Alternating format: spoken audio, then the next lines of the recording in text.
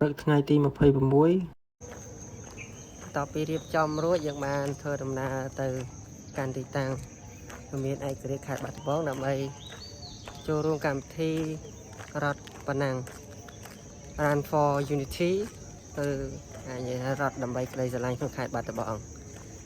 ព្រឹកព្រលឹមប្រហែលជាម៉ោង5កន្លះកាត់ឈឹង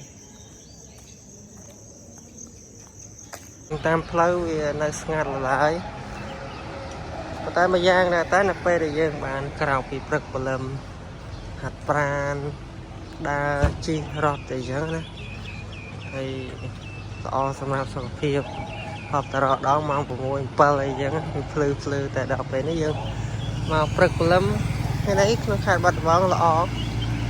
ទេសភាពបរិស្ថានអីយើងស្អាតទីយើងទៅដល់ទីតាំងជួបជុំគ្នានឹងដើរមកដល់មកស្ទឹងបងប្អូនលោកគ្រូបាទហើយបងប្អូនក្នុងខេត្តអីហ្នឹងក៏ចូលរួមចាំមើលដល់ទីតាំងឬច្រើនប៉ុណ្ណាហើយចំពោះការរត់វិញយើងមានរយៈចម្ងាយ5គីឡូនិង10គីឡូហើយយើងមកដល់ទីតាំងមុខវាមានឯករាជ្យខេត្តបាត់ដំបងហើយម៉ោង 7:06 បងប្អូនជីវរដ្ឋយើងមកជួបជុំគ្នាបានល្អមែនតើបាទរៀបចំបាទបន្តបន្ទាប់ដើម្បីឲ្យបងប្អូនរបស់គ្នាបង្កនូវភាពសប្បាយរីករាយហើយយើងបាទបង្ហាញអំពីបាទទស្សនវិជ្ជាតោះបងប្អូនរកយើងតោះចូលមកចាបាទយើងបន្តទៀតសូមអញ្ជើញបងប្អូននៅខាងសួនចាសូមអញ្ជើញរួចរាល់ឡើងចាកម្មវិធីយើងចាប់ផ្ដើមហើយរងកម្មសាខេត្តលោកគ្រូក៏ដូចជាតំណាងកាត់ស្បឺតបងប្អូនទាំងអស់ដែលមានវត្តមានទីនេះជាទីគោរពនិងជាទីស្រឡាញ់រាប់អានថ្ងៃនេះខ្ញុំពិតជាមានសេចក្តីសប្បាយរីករាយដែលបានចូលរួមជាមួយដើម្បីសន្ទុះធម៌ចាប់ពីពេលនេះតទៅសូមអរគុណបាទសូមថ្លែងអំណរគុណដល់បាទអាដាមនៅប្រសាសន៍ឲ្យបានរុងរឿងដល់ជ័យមង្គលសេរីសុខស្ដីយើងខ្ញុំព្រះអង្គសូមជ្រកក្រំលោកព្រះបាទ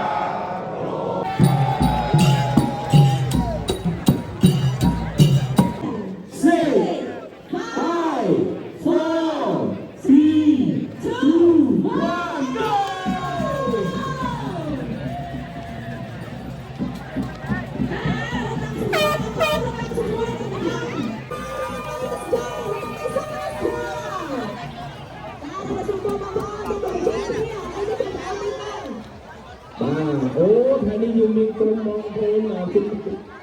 លោកបានចូលរួមថ្ងៃនេះទេចូលរួមដែរអរគុណណាស់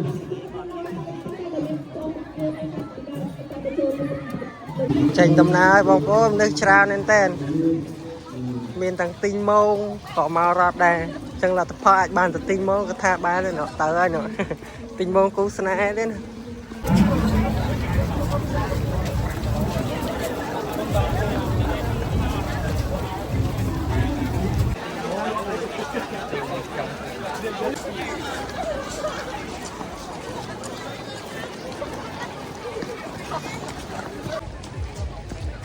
មករត់ទេនេះមកដើរ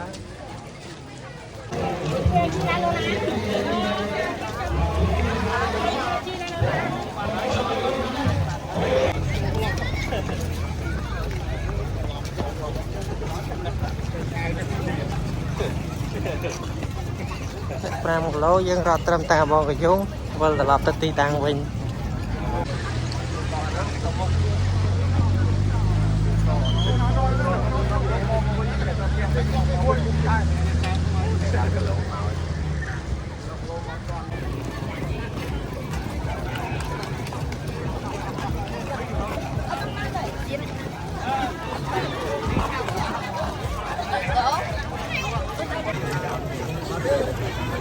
មកដើរនេះមិនមក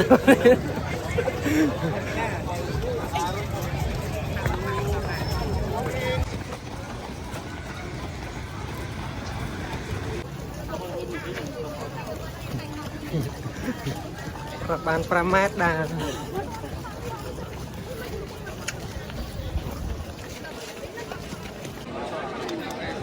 ចាសម្រួលអារម្មណ៍ក្មួយចាតាម សម្រួលចានេះគឺជាការចូលរួមចំណែកចាជួយក្រុមការងារ ចំណុចថ្នាក់លេខ3គាត់ធ្វើបានត្រឹមវេលា18នាទី49និង80ចំណុចថ្នាក់លេខ2បាទសតពិសី17នាទី44 15ចំណុចថ្នាក់លេខ1បាទผู้បំពាក់មេដាយនឹងផ្ដល់ជ័យលាភីបាទជាថវិកាជូនដល់កីឡាការិនីដែលជាជ័យលាភីនៅក្នុងវិញ្ញាសា10គីឡូម៉ែត្រយេនសេនគាត់ធ្វើបានត្រឹមវេលា 49នាទីចាចុច10 វិនាទីនិង72ចារីឯកីឡាការិនីថាទី1ធ្វើបានក្នុងថេរវេលា46ចា49នាទីចុច31រីឯកីឡាការិនីជ័យលាភីលេខ1ធ្វើបានក្នុងថេរវេលា40នាទីចុច10និងចុច21ចាអបអរសាទរដល់កីឡាការិនីទាំង3រូបដែលធ្វើបានយ៉ាងល្អហើយក៏អរគុណសម្រាប់ការជិះតាំងពីនេះទៅ Mr. Brun ចា អូអ្នកមានឯករាជ្យមកថតជុំគ្នាលឿនមកដងបេដង ចាហើយសុំស្ទាយមួយទៀតហ្គេមស្មើ ស្ទាយនឹងបាំងមុខស្ទាយនឹងបាំងមុខបាទតើឥឡូវទីទៀតខ្ញុំនឹងឲ្យបងប្អូនដល់គ្នាស្រែករួមគ្នាទាំងអស់គ្នាណាបាទអីបងអូទាំងអស់គ្នាក្រង